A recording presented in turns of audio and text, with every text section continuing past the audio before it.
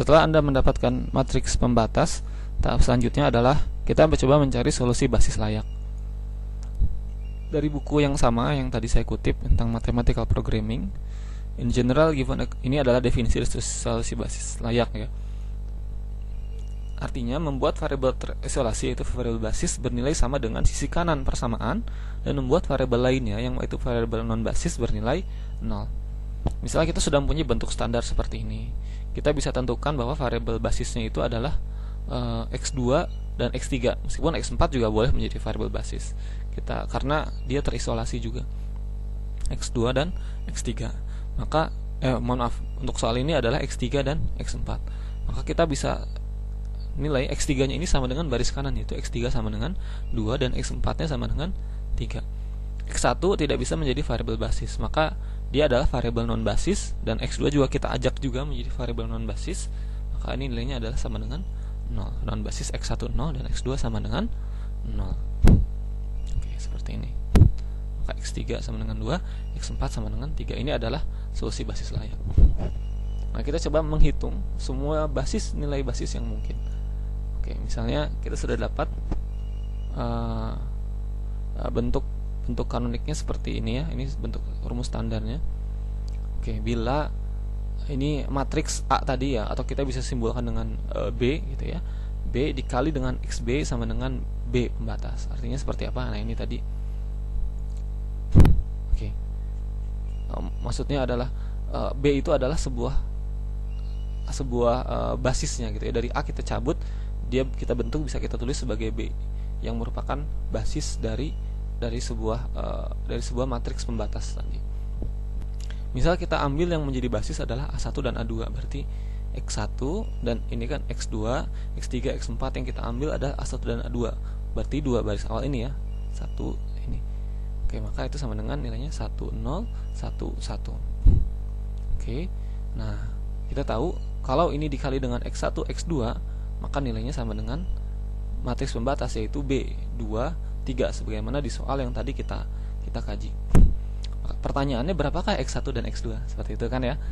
Oke, kita harus memahami dulu bahwa dalam sebuah persamaan linear itu sejatinya adalah seperti perkalian matriks. Ini nanti bisa kalian pelajari di video pendahuluan dari bab ini tentang bagaimana membuat sebuah persamaan linear itu seperti sebuah berbentuk matriks.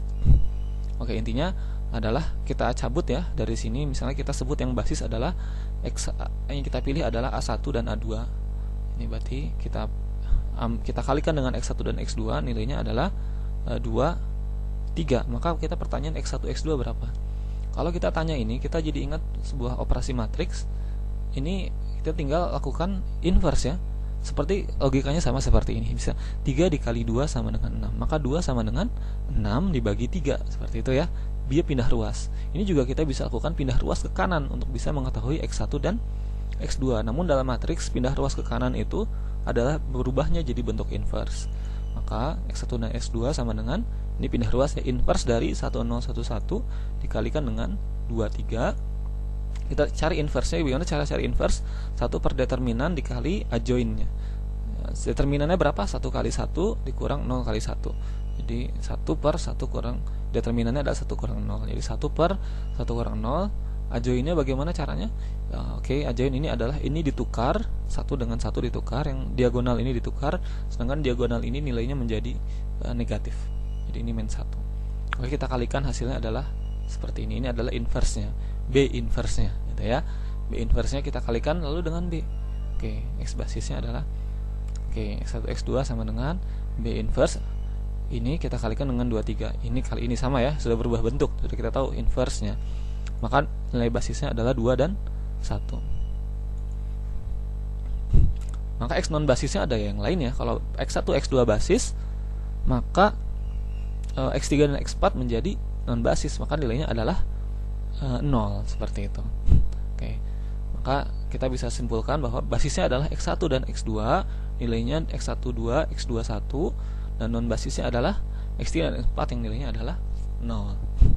Oke, itu kita coba jika A1 dan A2 yang menjadi basis. Sekarang kita coba coba alternatif lain. Jika A1 dan A3 menjadi basis, A1 dan A3 menjadi basis, berarti matriksnya bagaimana? 1 1 1 0 gitu ya.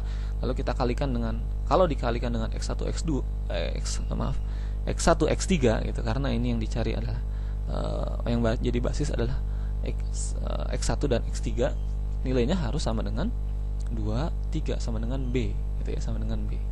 Mohon maaf, sama dengan B. Maka kita cara yang sama lagi, maka X1 dan X3 itu berapa sih? Sama dengan inversnya dikalikan dengan 2 inversnya dikalikan dengan B-nya, yaitu 2 3. Kita cari lagi inversnya berapa? Cara sama ya, 1 per determinan, 1 per ini dikalikan dengan adjoinnya. Oke, hasilnya adalah ini inversnya. Oke, maka X basis adalah X1 X3 gitu ya, sama dengan B inverse kali B, B inverse kali B dikali, berarti ini dikalikan dengan 2 3, hasilnya berapa? Oke, kita kali matriks bisa ya, 0 kali 2 ditambah 1 kali 3 berapa? Hasilnya 3. 1 kali 2 ditambah min 1 kali 3, hasilnya min 1.